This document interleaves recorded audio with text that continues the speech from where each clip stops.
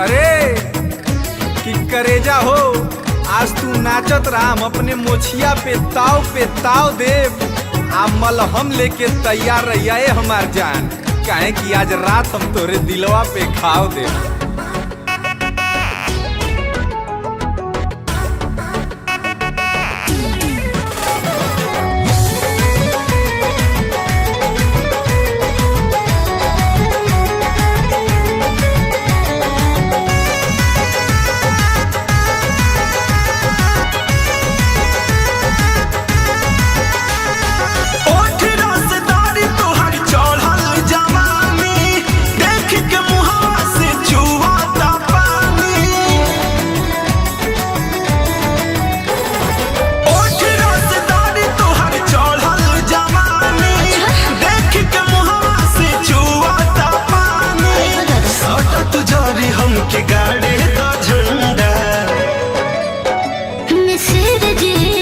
अरे बोला फुलझड़ी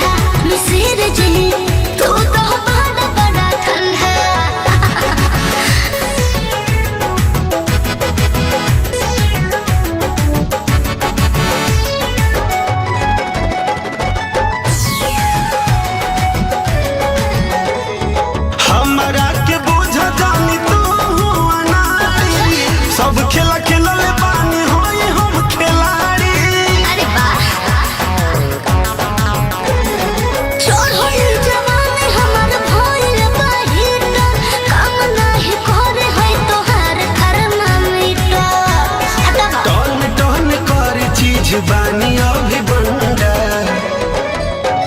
मिसिर जी हे मिसिर जी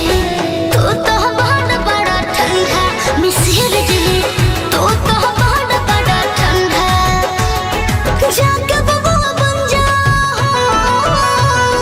जाके बबुआ बन जा बनारस में पंडा मिसिर जी